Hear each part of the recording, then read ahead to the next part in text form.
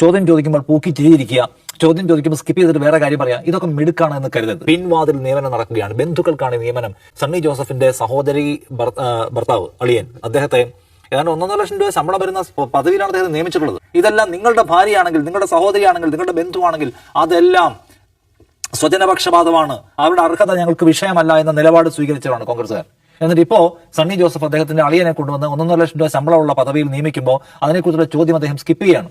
ഞാൻ വീണ്ടും പറയാണ്, എന്താണ് ഈ ചോദ്യം ചോദിക്കുമ്പോൾ ക്ഷീരദിനാശംസകൾ എന്ന് പറയുക, ചോദ്യം ചോദിക്കുമ്പോൾ പൂക്കി ചിരിയിരിക്കുക, ചോദ്യം ചോദിക്കുമ്പോൾ സ്കിപ്പ് ചെയ്തിട്ട് വേറെ കാര്യം പറയാം. ഇതൊക്കെ മിടുക്കാണ് എന്ന് കരുതരുത്. ജനം ഇതെല്ലാം കണ്ടുകൊണ്ടിരിക്കുന്നവരാണ്. സതീശൻ സർക്കാരിന്റെ ഒരു പാറ്റേൺ എന്ന് പറഞ്ഞാൽ അവർക്ക് വിശദീകരിക്കാനാവാത്ത കാര്യത്തിൽ അവർ മൗനം പാലിക്കുന്നു എന്നുള്ളതാണ്. ഞങ്ങൾ മറുപടി പറയേണ്ടതില്ല എന്നൊരു ലൈനാണ് സ്വീകരിക്കുന്നത്.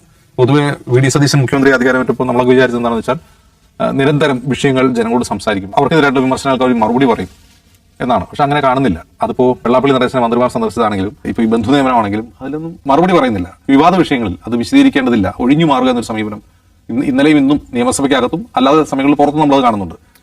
ഇന്നലെ തന്നെ വിലക്കയറ്റം പിടിച്ചെടുത്തതിനെ കുറിച്ച് പ്രതിപക്ഷ നേതാവ് ഉന്നയിച്ച പ്രശ്നം, കെ എൻ ബാലഗോപാൽ ഉന്നയിച്ച അടിയന്തര പ്രമേയം, അതിൽ മുഖ്യമന്ത്രി കൃത്യമായിട്ട് മറുപടി പറയുന്നില്ല. എന്താണ് അവരുടെ പ്ലാൻ എന്ന് പറയുന്നില്ല.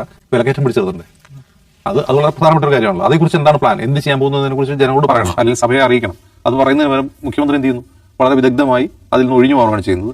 അതേ സ്ട്രാറ്റജി തന്നെയാണ് ഇപ്പോൾ ഈ വെള്ളാപ്പള്ളി നടേശനുമായി ബന്ധപ്പെട്ട് കിടന്ന വിവാദത്തിലും സർക്കാരിന്റെ ഭാഗമായി മന്ത്രിമാരും എല്ലാം ചെയ്തുകൊണ്ടിരിക്കുന്നത്. ഇപ്പോൾ ഈ വിഷയത്തിലും ബന്ധുനിയമന വിഷയത്തിലും ഒരുതരം സ്ട്രാറ്റജിക് മൗനം ഈ സർക്കാർ പുലർത്തുന്നുണ്ട്. അത് അത്ര ശുഭകരമായിരിക്കില്ല.